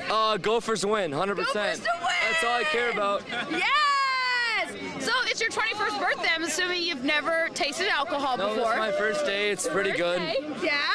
It's a good experience. I love it. Yes, for sure. Good. Well, congrats on your birthday. Thank you very much. A milestone. That's awesome. Okay, who do we have in here? We got Scott. You got Scott? Yeah. So who's going to win today? Wisconsin by 30 points. Wisconsin! All right, who are you? What's your name? I'm Harry. Who are Harry? you? I'm Jennifer. You're on Fox 9. Oh, we're having a great time. What a Great time? tailgate. Yeah? And the weather's been the best all season. We have sunshine every day. Now we need to go for victory, baby. Yes!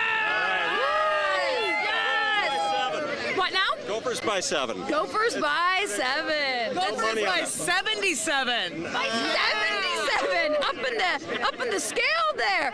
All right, guys. Are you going to stay for the entire game? Oh, heck yeah. We're in it till the end. Yes. And who do you guys predict will win? Minnesota by a mile. Minnesota! We're going to carry the axe back to the parking lot. We're going to carry the axe. Hobie, the axe, they're going to carry it back to the parking lot. You heard it here first. We'll send it back to you. Sounds like you have tater tot hot dish. I know, that sounds delicious, right? So we've heard Gophers by 1, Gophers by 7, Gophers by 77, Gophers by 1,000,000, and Gophers by a mile. Kind of heard everything I was today. wondering where the 21-year-old is going to go after the game. I like how we checked the ID to make Bouncer sure it was Jennifer legitimate. McDermott right there. Still much more to come here on Fox 9 Plus as we get you ready for the border battle between Minnesota and Wisconsin.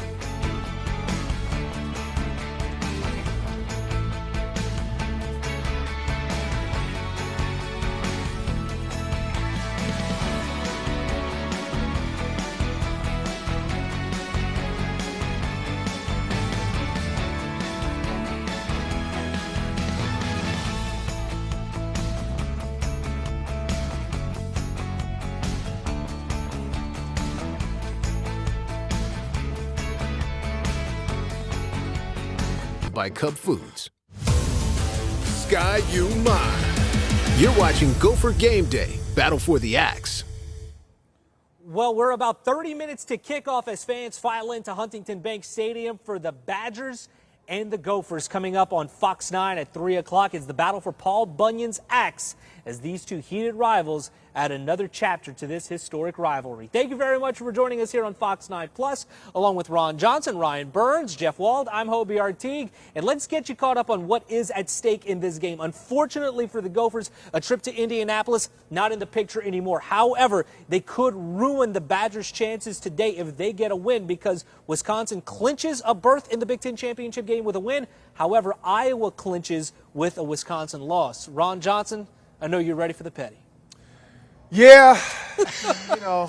That's all that needs to be said? Yeah, that's all that needs to be said at this point. No, I mean, like, the thing is, like, that's got to be your motivation as well. And I know PJ is not into that. Like, PJ's not saying anything about keeping Wisconsin out. Go get the axe. Go get the axe. The axe is the axe. Is all that matters. The championship, Wisconsin week. That's all he cares about. But I've also seen PJ's post game in the locker room.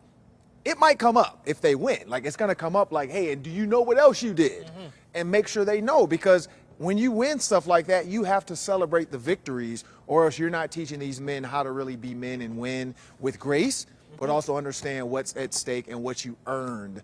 And that's a chance to earn respect. Ryan Burns is telling me some of the recruits that are here earn their respect and kind of flip some recruits. Like, if a kid's thinking about Wisconsin and Minnesota right now, this game's huge for them. Ryan, you talk to a lot of these recruits. What does a trophy of this magnitude mean in a rivalry like this whenever you're talking about the next group of Gophers to come in here? I mean, you look at some of the recruits now that Minnesota's going for, you're in a lot more battles with your rivals. The Iowas, the Wisconsins, the World War, maybe in the previous regime you weren't in as many. And that's where Minnesota will have definitely some guys here today that'll have the option to choose between Minnesota, Wisconsin, Iowa, some of these other Big Ten teams. And if you can show them, and the atmosphere is everything, I mean, if you can show them, you can beat them. Obviously, it's going to play a huge part in trying to potentially earn their commitment. The last time the Gophers held the axe was 2018. What do you think they need to do, Jeff, to ensure that it comes back and stays here in Minneapolis? Well, I think it's been discussed at length today, but number one, you just load the box and you try to stop Raylan Allen on defense if you're the Gophers. I mean, you do whatever you can to contain him, and you make Graham Mertz beat you, because he hasn't shown consistently that he can do that this season. If you're on offense, take some shots. Don't be afraid to air it out in the passing game. We've all known about Tanner Morgan's ups and downs this season, but when you're aggressive and you take those shots downfield to a Chris Outman-Bell, to a Daniel Jackson, to a Brevin Spann-Ford, involve everybody in the game today, air it out, take some chances, and don't be afraid to, like I said earlier, don't be afraid to fail, and just be aggressive. And the Gophers do have some experience on this roster. It's senior day, of course, a lot of guys taking the field for one final time, and one of those guys could be a Gopher offensive lineman by the name of Connor Olson. Pierre Nugent caught up with him earlier this week. And Pierre, this guy has seen a lot of football, more than any other starts than anyone else in Big Ten history. Yeah, that's right, Hobie. His name is in the record books for Big Ten starts. Connor Olson, one of the mainstays here on the Minnesota offensive line, and while this very well could be his final game here at the bank, he says he's not worried about that right now. His sole focus is beating Wisconsin. I know it's probably the most anticipated game every year for the fans. What are you looking forward to the most as you guys host Wisconsin this Saturday? Yeah, really just looking forward to, getting on the field and just getting after it with the guys. That's how it is every week. And, Wisconsin's always a terrific matchup too. And, they got a tremendous defense. I got a lot of respect for that defense. And every year they always play us real tough. And I'm excited to just get out there again, go against these guys. In the same regard, I've been here for a long time. A lot of those guys have been around for a long time too. So, this is a bit of a rubber match in some ways with some of those guys, kind of a first name basis with a couple of them. So, I'm excited to go out there and get after it again with them. When you're talking about going into this week with Wisconsin, with the conversations you have with your teammates and stuff like that, what has it been like on the practice field? I think we always try to strive. We gotta. If we don't approach every game like it's a rivalry game, then I don't think you're approaching it right. But certainly in games like this, where it's a big rivalry, there's a certain edge, and you can sense that in the locker room. And then at practice, and especially like before practice, you can definitely sense guys, they're getting ready to get after it. And, you feel it too, just like in the practice. But, the way we practice too so hard anyways that, every week's a rivalry week, and every week is about changing our best. But you can definitely feel that throughout the facility, and, that's something that I imagine is going to keep coming to a head as we move closer to the game. As some of the players that we've talked to throughout the year, they say part of the beauty of playing in this conference is you have so many rivalries throughout the year. Is this the rivalry, though, in your opinion, Minnesota and Wisconsin?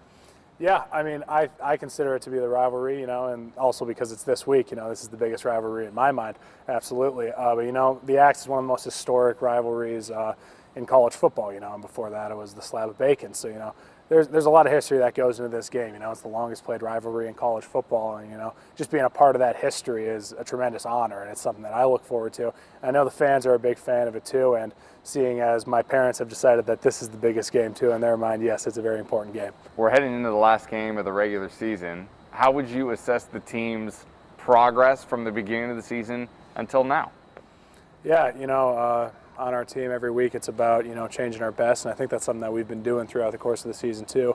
Just seeing how we've evolved both on offense, defense, and including special teams too. Is what we saw at the beginning of the season is obviously different from what we're seeing right now. And for one, I'm very proud of our team, and with all the adversity we've had to overcome, and just where we're at as a team right now, we're a very close team as well. And I think that we're really hitting on all cylinders as we go into this last game. What are you seeing right now from this team? Yeah, I mean, a big part of it is just the connectivity, and you see that in every team, I think, but especially, this group of guys has been together for effectively 2 years, with a couple minor changes. So in that regard, we're a group of guys that, we've been in the locker room, we spent a tremendous amount of time together, and I think you can really see that just like across the board, it's not just within your own position group, it's everybody on the team is connected to each other in its own way. And you see that reflected on the practice field too, and out there at games. You're a senior. This is going to be your last game at the bank. What are the emotions like for you leading up to this week? Yeah, if I'm being completely honest, I've kind of pushed those feelings to the side right now. In my mind, I'm trying to just think of this as another game. It's Axe week. I got to focus more on the team outcome rather than this being my last game. So that's kind of been my approach to it. But I imagine towards as the game gets closer, it'll be a little bit more realistic. But yeah, it's insane. I mean, I've been in that stadium since fall of 2016 down on that field. So it's been a long time. So. That last time I step out on the field is going to be a pretty crazy experience, I imagine. I imagine you have a lot of great memories from stepping on that field over these last few years, huh? Oh, absolutely.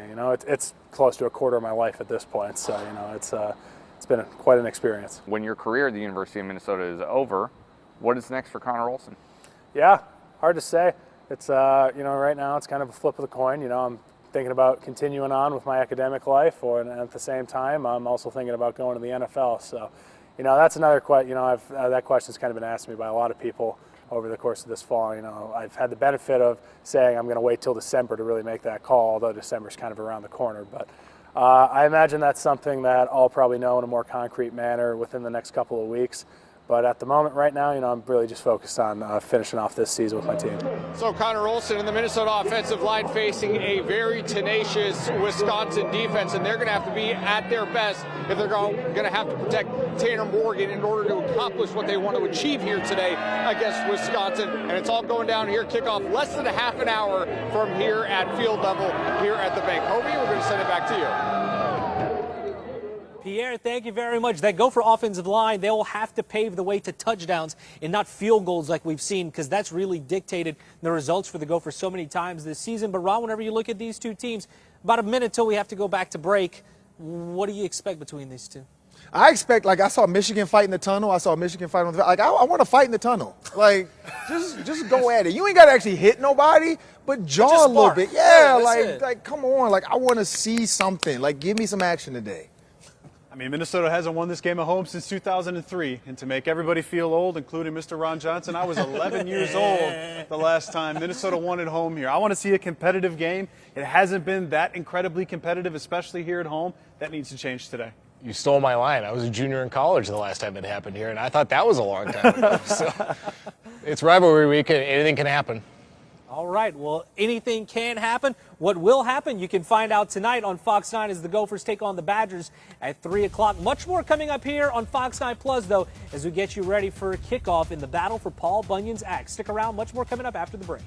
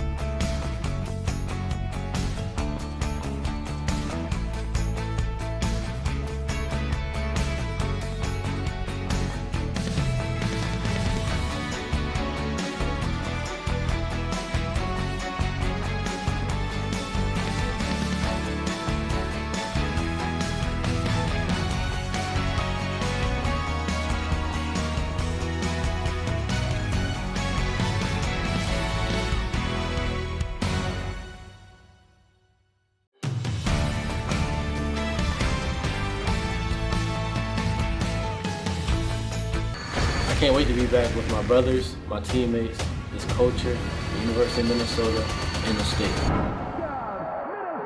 Minnesota, it's time to roll.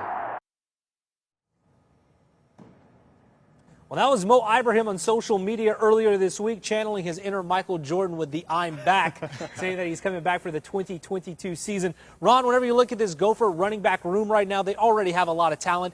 Now you bring back the 2020 Big Ten running back of the year. What does that do for an offense that's going to be looking for more playmakers? Well, I don't think they're really looking for more, but they definitely found more now. I mean, like, they already had enough. Like, if they could stay healthy was the key. I mean, you think about Trey Potts, Bryce Williams, you got Kai Thomas, and then Marquise, because I'm trying not to say the word. No.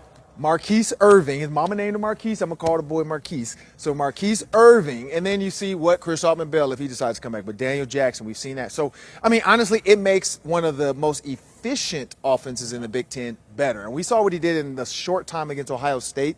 He looked good. Yeah. And we saw what Ohio State looked like this year besides Michigan, but we saw what they look like. Or Oregon. And Mo is good. I mean, and I think it's a confidence builder for your offensive line. I think it's a recruiting tool for offensive linemen. I think it's a recruiting tool for the next quarterback you might want to bring here. I mean, it's a lot. I mean, I think you look at Mo, and again, he was the Big Ten running back of the year for a reason. He's incredibly efficient. He's incredibly good with his vision.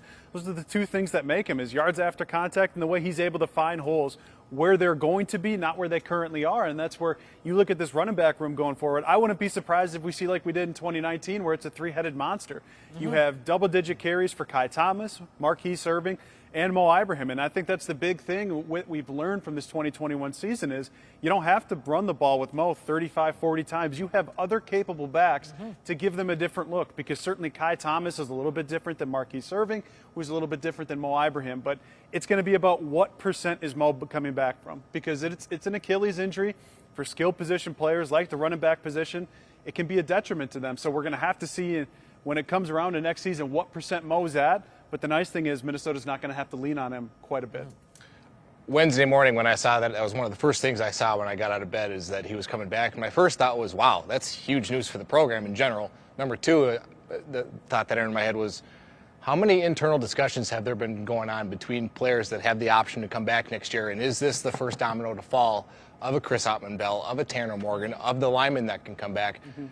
How key was that decision as a trickle-down effect to the rest of the offensive playmakers? And we will find that out, but after this game, or maybe after the bowl game, just what this Gophers roster will look like. But P.J. Fleck, when we chatted with him about Mo's return on the P.J. Fleck Show, very excited about the return, number 24. I'll know that he's good enough to play in the NFL and will play in the NFL. I think it was very important to him to be able to finish up his career on something very positive, and nothing's ever guaranteed, but he had one half of football, but boy, it was a heck of a half, wasn't it? And he's a very special person. He always puts his team first, but I think that he definitely deserves the opportunity to come back healthy and really get what he's worth when you're talking about the NFL draft. But not only that, make this team a lot better. And I think our team's really excited that he's coming back. Still much more to come here on the Gopher pregame show, including one team that is already a lock for the Big Ten championship, and it's not the one a lot of people were expecting to be in Indianapolis. We take an early preview of the Big Ten title game coming up next weekend before the Gophers take on the Badgers here on Fox 9 at 3 o'clock.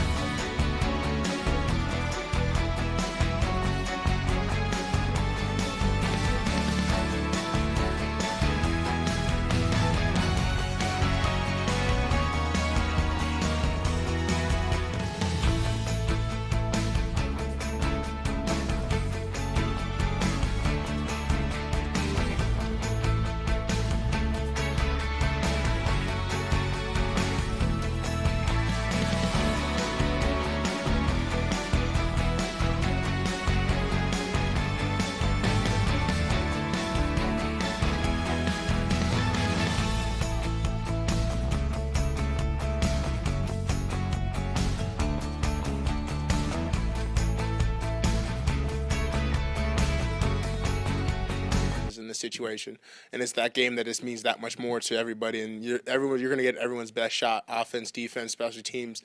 As a whole team, you're going to get their best shot, and it's almost like a mini Super Bowl for them. Well, this game between the Gophers and the Badgers will decide who is representing the Big Ten West in Indianapolis next weekend. With a win, Wisconsin goes. With a Wisconsin loss, Iowa goes. But on the other side, in the Big Ten East, Michigan will be representing that division. Ron, a little bit of a surprise, but who do you think gives Michigan the better fight, Iowa or Wisconsin? I was hoping Purdue. Like, if I had to pick, I was hoping Purdue somehow did it. No, honestly, between the two, I can't be biased. I'm gonna say Wisconsin, simply for the fact of the run game, and you saw what Michigan is. They are up and down. Michigan wins games when they're supposed to, and then other people feel like there's games they should win without a doubt, and they don't. So I think Wisconsin's run game can really put a bind into Michigan's defense. Bergie, what do you think? It's Wisconsin without question. I mean, they have the #1 defense in the country, especially run defense. They're the #1 with a bullet over Georgia, which is saying something. Plus, I trust Wisconsin's offensive line, plus their entire offense more than Iowa. I know Iowa won 10 games. I look at their schedule. Not a single one of those opponents is now ranked. Good for them taking care of business like Minnesota had the opportunity to this year, but they didn't. But I would think without question is going to be Wisconsin who gives them a tougher game, which, if that's the case, it's going to be a rematch of a game we saw in September. Yeah. Iowa just doesn't have the athletes to play with Michigan, period, I don't think. I mean, we've seen their inefficiencies on offense. Obviously, they have a pretty good defense that can make some plays. They've got takeaways. They've got scores that they can make. I just don't see any way that Iowa can keep it close with Michigan. I think it's going to be Wisconsin if you want a game in the Big Ten Championship. And to your point, Bernsey, that game against the Wolverines for the Badgers was the last game that they lost. They have now won 7 straight games, and their leading rusher in that game was Braylon Allen against the Wolverines. He only had 19 rushing yards. It's come a long way since then, though. We'll see what the Gophers can do up against Braylon Allen and company later on today, coming up at kickoff at 3 o'clock on Fox 9 between the Gophers and the Badgers. But for one more visit to the tailgate lot, we toss it to Jennifer McDermott. And Jennifer, it looks like a couple of people are going to be hanging outside watching this one. Hobie, the tailgate now is dwindling down because everyone is getting into line. There's a massive line wrapping around the stadium, which is great to see because obviously you want a packed stadium.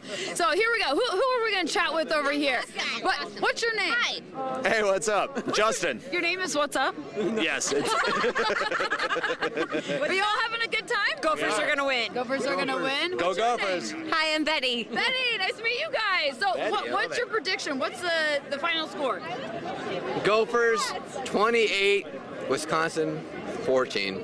Oh, at least give him a couple of touchdowns. That's nice. Yeah. By the way, OSU lost.